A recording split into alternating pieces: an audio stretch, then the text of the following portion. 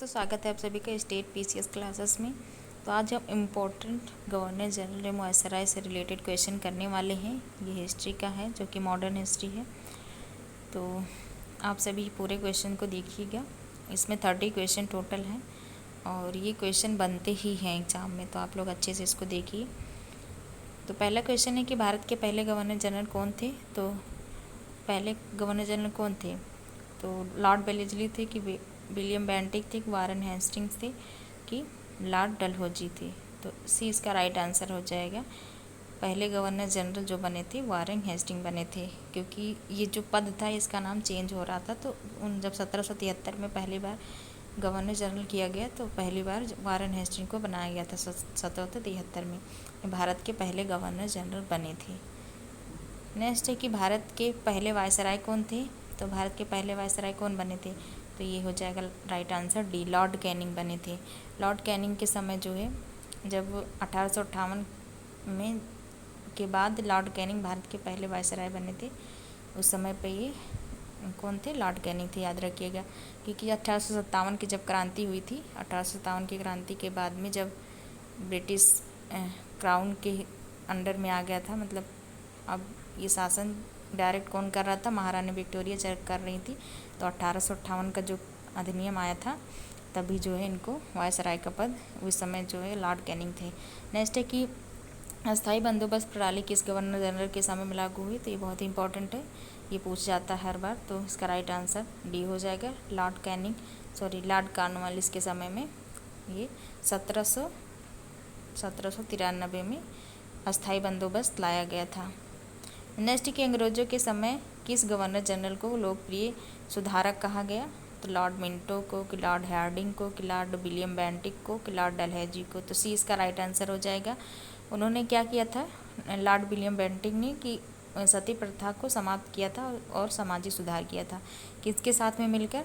तो राजा राम मोहन राय के साथ में मिलकर के, राजा राम मोहन राय के साथ में मिलकर के इन्होंने सती प्रथा का, मतलब ये राजा राम मोहन जी ने मतलब प्रस्ताव रखा था, उसके बाद सती प्रथा को अंत किया था लॉर्ड विलियम बेंटिक ने। इसीलिए इनको सुधारक कहा जाता है, लोकप्रिय सुधारक कहा जाता है।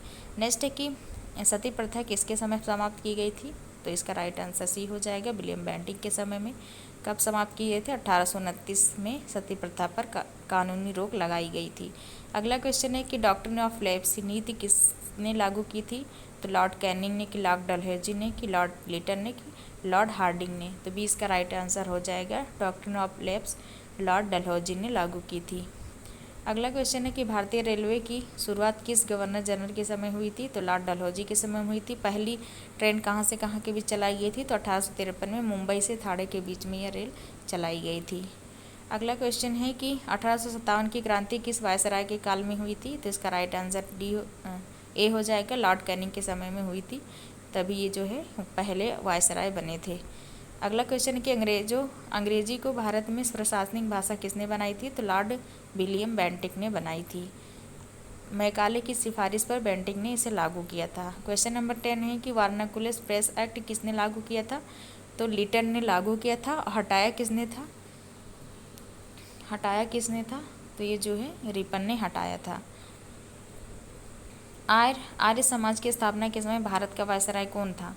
तो लॉर्ड नॉर्थिक था कि लॉर्ड लिटन था कि लॉर्ड कर्जन था कि लॉर्ड डफरिन था। तो ए इसका राइट आंसर हो जाएगा। जब आर्य समाज की स्थापना हुई थी उस समय लॉर्ड नॉर्थबुक जो था ये वायसराय था। आर्य समाज की स्थापना 1875 में हुई थी।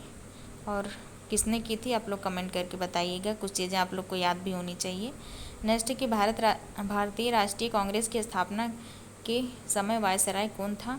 तो ये लॉर्ड डफरिन थे इस समय वायसराय। और कब की गई थी कांग्रेस की स्थापना? तो 1885 में की गई थी कांग्रेस की स्थापना। और प्रथम इसके अध्यक्ष कौन बनाए थे। तो व्योमेश चंद्र चटर्जी जो है पहले अध्यक्ष बनाए गए थे।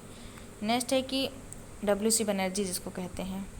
नेक्स्ट है कि बंगाल विभाजन किस वायसराय के काल में हुई थी। तो लॉर्ड कर्जन के समय में हुई थी। सी इसका राइट आंसर हो जाएगा।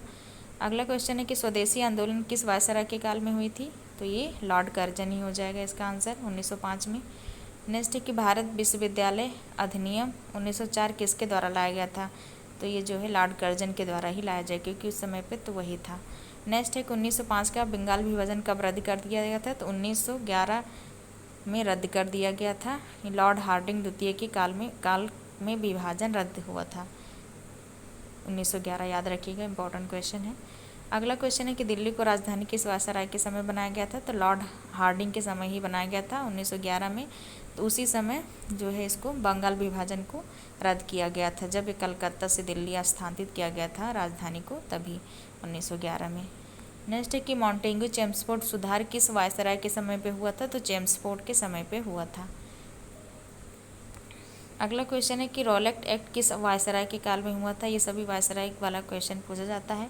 तो लॉर्ड चेम्सफोर्ड के समय में हुआ था, क्योंकि लॉर्ड चेम्सफोर्ड एक्ट कब आया था? तो 1919 में आया था, तभी जो है ये रॉलेट एक्ट भी 1919 में ही आया था। तो लॉर्ड चेम्सफोर्ड उस समय पे, ये ऐसे मतलब कनेक्ट करके आप लोग याद रखिएगा कि जब रॉलेट एक्ट 1919 में ही आया था और चेम्सफोर्ड एक्ट भी ये 1919 में आया था, तो उस समय वही पे तो क्या बोलते हैं वायसराय रहेंगे। नेक्स्ट है कि जलियांवाला बाग हत्याकांड कब और कौन हुआ और कौन वायसराय था? तो 1919 में लॉर्ड चेम्सफोर्ड के समय पर हुआ था।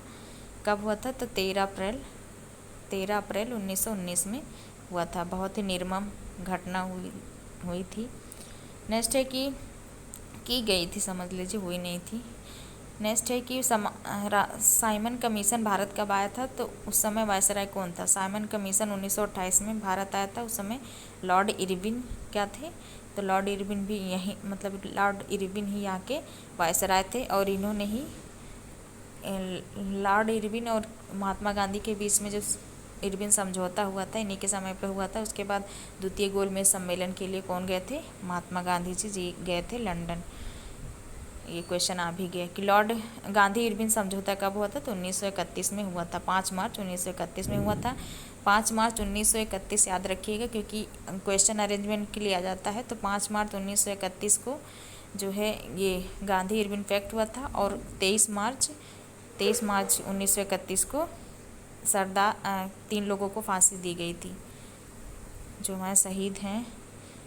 शहीद भगत सिंह, सुखदेव और राजगुरु को फांसी दी गई थी।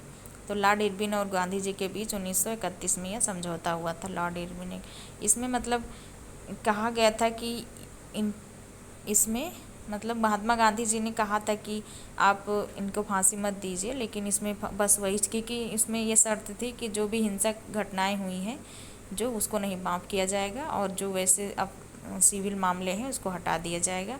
और फिर उसके बाद में असहयोग आंदोलन भी वापस ले लिया गया था।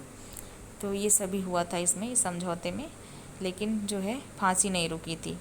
तो इसमें उसके बाद में फिर महात्मा गांधी को काले झंडे भी दिखाए गए थे, क्योंकि ये फांसी नहीं रुकवा पाए थे, इसलिए। नेक्स्ट है कि भारत सरकार अधिनियम 1935 किसके काल में आया था? तो लॉर्ड लिनलिथगो के समय में आया था। डी इसका राइट आंसर हो जाएगा। अगला क्वेश्चन कि भारत छोड़ो आंदोलन कब शुरू हुआ था और उस समय वायसराय कौन थे? तो 1942 में शुरू हुआ था। लॉर्ड लिनलिथगो जो है वायसराय थे उस समय पे, भारत छोड़ो आंदोलन के समय। अगला क्वेश्चन है कि कैबिनेट मिशन किस वायसराय के समय में आया था? तो लॉर्ड बेबल के समय में आया था कैबिनेट मिशन। कैबिनेट मिशन कब आया था? तो 1946 में आया था कैबिनेट मिशन। इसी के थ्रू जो है संविधान का निर्माण किया गया था। नेक्स्ट है कि भारत के अंतिम वायसराय कौन थे? तो लॉर्ड माउंटबेटन थे। इन्होंने ही माउंटबेटन प्लान लाया था, जिसके थ्रू 3 जून कब लाए थे? 3 जून 1946 में लाए थे। 1947 था ना, 1947 का एक्ट था। उसके बाद जो है आज़ादी मिली थी, भारत और पाकिस्तान का विभाजन हुआ था। नेक्स्ट है कि भारत विभाजन की योजना किसने प्रस्तुत की थी? लॉर्ड माउंटबेटन ने ही प्रस्तुत की थी। नेक्स्ट है कि भारत के अंतिम गवर्नर जनरल कौन थे? तो चक्रवर्ती राजगोपालाचारी थे, जो कि भारत के अंतिम गवर्नर जनरल थे। अगला क्वेश्चन है कि प्रथम भारतीय गवर्नर जनरल कौन थे? तो भारतीय पहले यही बने थे और लास्ट यही थे, राजगोपालाचारी जी। तो एक इसका राइट आंसर हो जाएगा। आज का लास्ट क्वेश्चन है कि मॉडर्न इंडिया का निर्माता किस गवर्नर जनरल को कहा जाता है? तो लॉर्ड डलहौजी को कहा जाता है, क्योंकि इसने बहुत सारे काम करवाए थे, जैसे कि ट्रेन वगैरह चलवाई थी और बहुत सारे निर्माण कार्य करवाए थे। वो भी अपने पर्पज़ से ही करवाए थे, भारतीयों के लिए नहीं, इनका खुद का ये था कि यहाँ से जो चीज़ें कच्चे माल जाते हैं उसे ट्रेन चल जाएंगे तो हर जगह जो है ये वहाँ तक पहुँच पाएंगे, इसीलिए इनका उद्देश्य यही था। तो आज के 30 क्वेश्चन मॉडर्न हिस्ट्री से रहे, इम्पॉर्टेंट है, आप लोग अच्छे से देखिएगा, अपने दोस्तों के साथ शेयर भी करिएगा और चैनल को प्लीज़ शेयर करिए और सब्सक्राइब करवाइए। Thank you so much video देखने के लिए।